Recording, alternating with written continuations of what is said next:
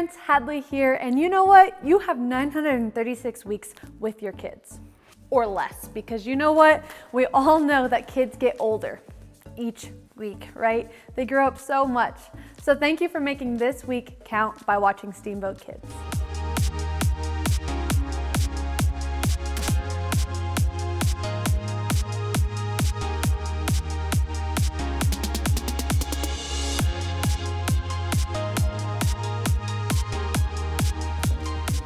Hello everyone, my name is Hadley and I am so thankful that you are here at Steamboat Kids.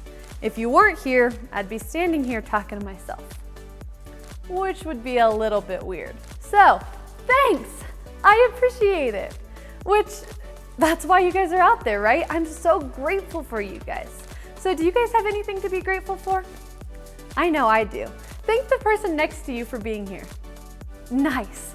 I think it's fantastic to think about being grateful for things. But honestly, we need to show some gratitude, right?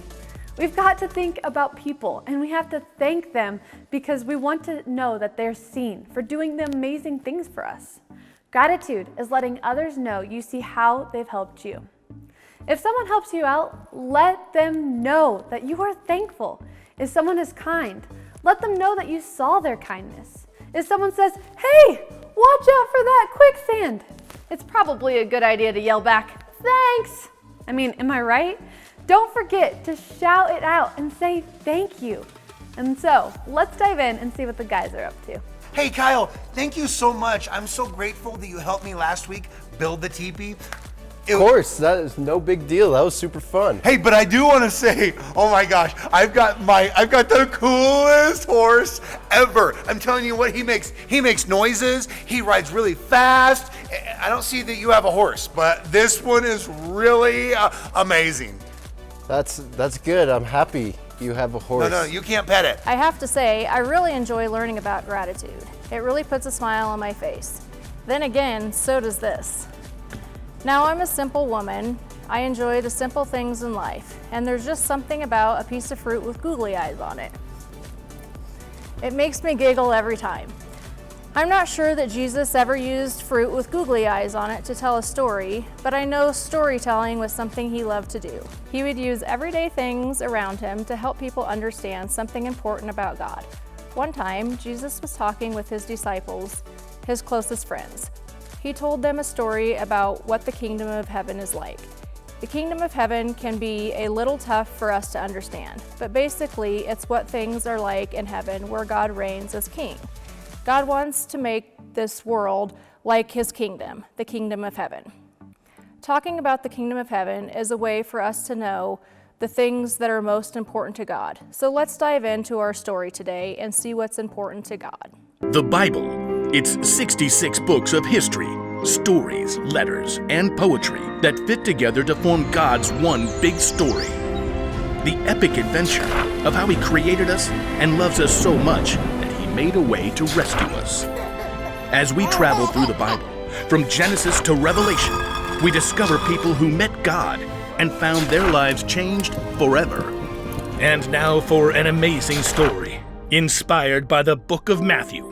Chapter 20, verses 1 through 15. While Jesus taught in many different ways, he often shared the most important truths as stories.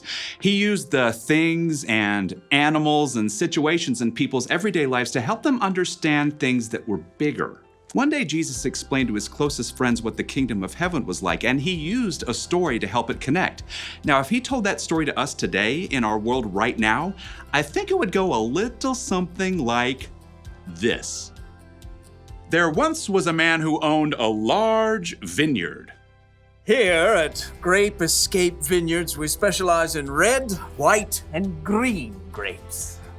One bright autumn day, the man called in his manager to find out how his harvest was doing. It's doing great. Thanks a bunch. We shall pick the grapes immediately before the beetles nibble them up. That's some good raisoning. The next morning, the vineyard owner rose while it was still dark and hurried to the center of town. He arrived at around 6 a.m. and there were people still standing around noshing on grape jelly muffins. Are you looking for work? Yes, indeed. How much do you pay? $100 for the day. Precisely perfect. Let us proceed. The owner led the workers back to his vineyard. Baskets, hats, don't squash the grapes. Oh, well, what happens if we do that? They might whine a little. The vineyard owner wanted to be sure that the beetles wouldn't ruin his precious grape harvest, so around 3 hours later at 9 o'clock, he returned to the town center and found more people lined up for work. You come pick grapes for me. I'll pay you well. Good deal. Let's go. The workers were all picking as fast as they could, but there were still long rows to harvest, so the vineyard owner went back to the town center at 12 o'clock noon 3 hours later, and there were still plenty of workers standing around. Come, help out in my vineyard.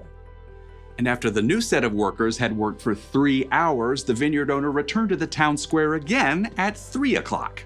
Need some more grape pickers, you in? The blazing sun beat down as the vineyard owner added the new workers to his crew. One of the men hired at dawn wiped sweat off his face as he sipped his water.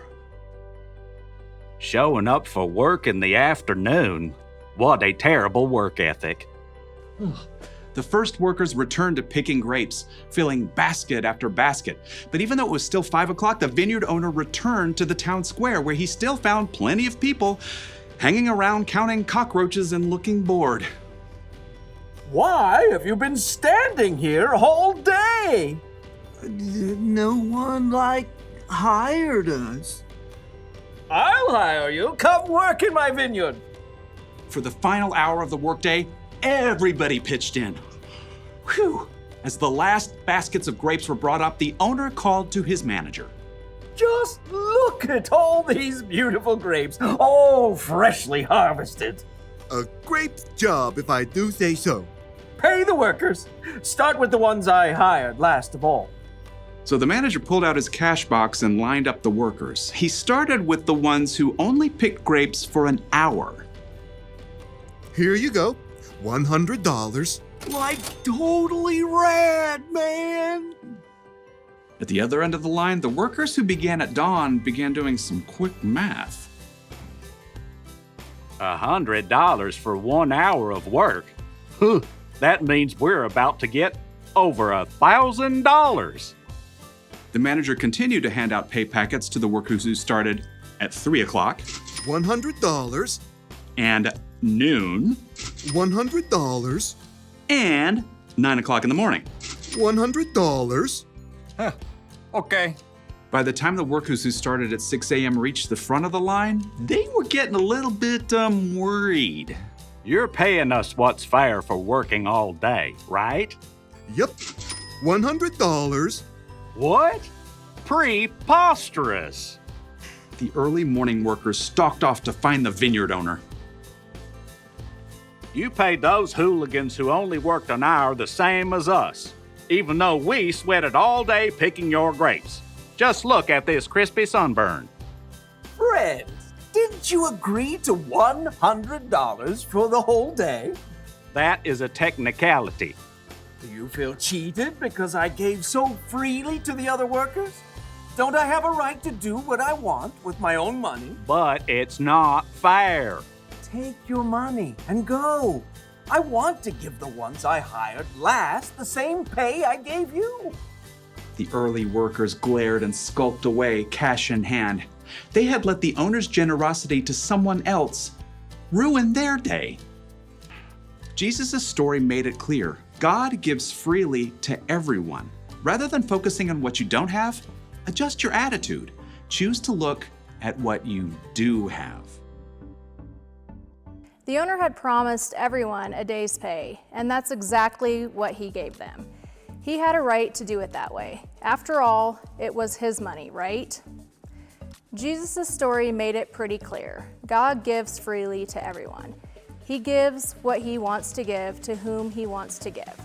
Instead of worrying about what someone else got, remember our bottom line. Adjust your attitude. Be thankful for what you got instead. I know it's tough when things happen that don't seem fair, but instead of being jealous or complaining, we can choose to be thankful instead. I'll say this as gently as possible. Adjust your attitude. Don't look at others and think about what you don't have. Look at what you do have and be grateful. I've just been thinking about that horse, and I want to ride the horse because I just want to ride it, and I don't know why. I keep thinking about Jeff's horse, but I want to be thankful for what I do have, like my parents and my brothers and sisters, and all the toys I do have, like my bow and arrow at home and the turkey time. Hey, Kyle. Hey, buddy, how you doing? Hey, man. You look a little gloom. What's wrong? I'm just thinking about the horse, and I don't have a horse. I don't have what you have, but I'm still grateful for what I have, is what I'm thinking. That's awesome, Kyle. You know what? I tell you what, since you're so grateful, why don't you ride my horse today? You know what? I'm grateful for you as a friend. Thank you. It's tough when life doesn't seem fair. I totally get it. Sometimes things happen that are completely out of our control, and we feel like we're missing out on something so good. But there is something that we can control with God's help, and that's our attitude. And this is actually our bottom line, and this is something that we can do. It's adjust your attitude. All right, go ahead and say it with me. Ready? Adjust your attitude. You can find a way to be grateful in any situation. It's hard sometimes, but it's still a choice. You can choose how you react. You can choose what your attitude will be. You can make the wise choice, and you can decide to be thankful for what you have, instead of trying to make sure no one gets more than you. That's right. It can help you adjust your attitude when you think about what God has gave us, all of us, when He sent Jesus. Jesus died for everyone so that we could have a relationship with God and be forgiven. We didn't deserve a gift like that, no one did, but God gave it anyways. He showed love to all of us. Our memory verse, Psalm 136:1, is a great reminder of how much God loves us. Do you know it? Give thanks to the Lord because He is good. His faithful love continues forever. Psalm 136:1. Make an attitude adjustment. It'll change your mood, it'll change your situation, and it'll change your life. What do you say we continue adjusting our attitude this week? We'll see you next week, Steamboat Kids.